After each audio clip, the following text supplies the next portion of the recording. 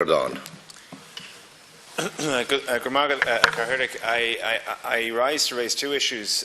One is an issue that has been raised on a number of occasions in this House, and this House has a kind of a campaigning zeal on it, and it's an issue that I raised directly with the Taoiseach when he was last in this House, and one which I know that Minister Stanton is working steadily on. It's the issue of direct provision.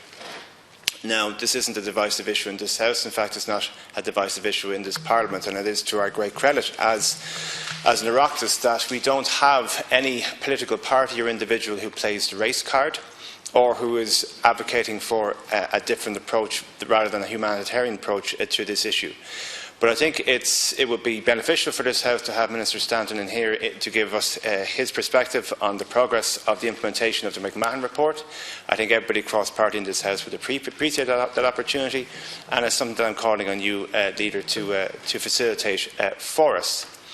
The second point I want to make at Cathaoirleach is actually in complete contradiction to what Senator Crockett has said, with the greatest of respect, because I find it absolutely unbelievable that as we face into the teeth of Brexit negotiations, which are very worrying and could have huge implications for this country.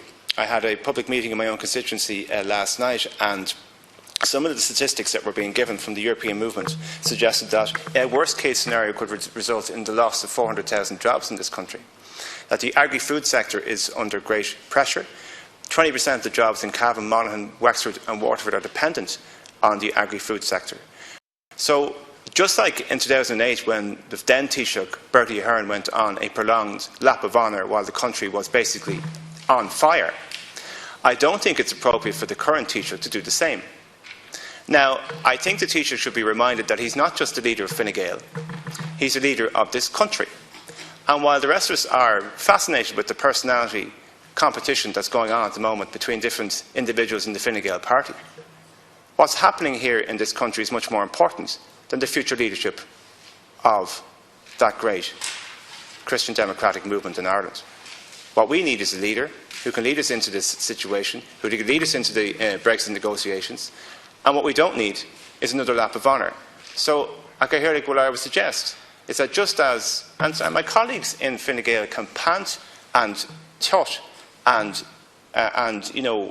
make noises all they want, but the reality is that this forum here, this chamber here, is to represent the entire country. And that the Taoiseach was in this chamber last year.